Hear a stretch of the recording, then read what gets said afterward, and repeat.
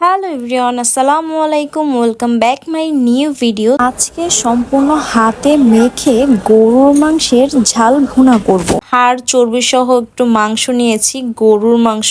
তো গরুর মাংসের ভিতর এখানে আমি পরিমাণ মতো লং, এলাচ, দারুচিনি, গোলমরিচ দিয়ে দিয়েছি। এখন দিয়ে দিচ্ছি পরিমাণ মতো ব্লেন্ড করে রাখা পেঁয়াজ, দিয়ে দিব সামান্য পরিমাণে কুচি করে রাখা পেঁয়াজ, সাথে দিয়ে দিচ্ছি কাঁচা মরিচ, দিয়ে দিচ্ছি পরিমাণ মতো শুকনা মরিচ বাটা, দিয়ে দিচ্ছি পরিমাণ মতো হলুদের গুঁড়া, সাথে দিয়ে দিচ্ছি স্বাদ মতো লবণ, পরিমাণ মতো দিয়ে দিচ্ছি আদা রসুন বাটা।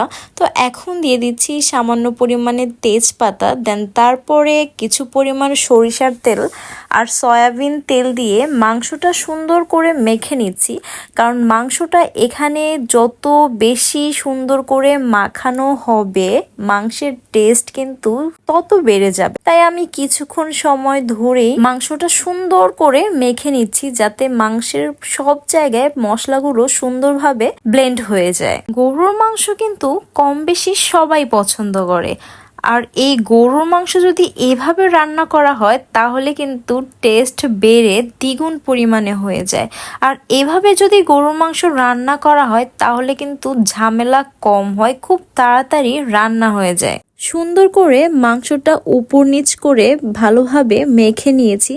এখন এটাতে আমি গরুর মাংসের মশলা একটু ইউজ করতেছি, রাঁধুনি যেটা, এটা কিন্তু গরুর মাংসের টেস্ট আরো বেশি বাড়িয়ে দিবে।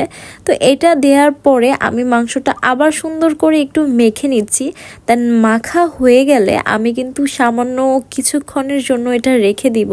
আপনারা যদি চান তাহলে কিন্তু মাখানোর সাথে সাথেই রান্না করতে পারেন। এখানে আমার হাতে সময় ছিল, যার কারণে আমি হাফ অ্যান আওয়ার রেখে দিয়েছি।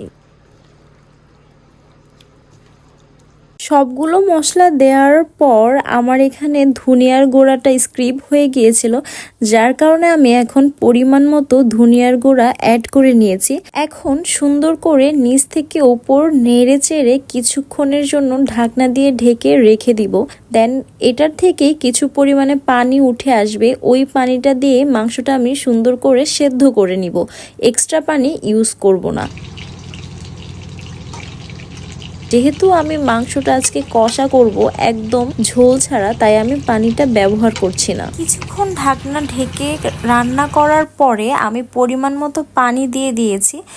যে যতটুকু ঝোল রাখবে সেই পরিমাণে পানি দিবে। আমি পানি দেওয়ার পরে এটা একদম শুকিয়ে নিব, শুকিয়ে একদম কষা কষা করে নিব, আপনারা শেষেই দেখতে পারবেন। তো এই তো আজকে আমার রান্নার শেষ পর্যায়ে। তো আজকে রান্না কেমন হয়েছে অবশ্যই কমেন্টস করে জানাতে ভুলবেন না। আজকের ভিডিও এখানেই শেষ করছি। আপনারা সবাই সুস্থ থাকবেন, ভালো থাকবেন। আল্লাহ হাফেজ।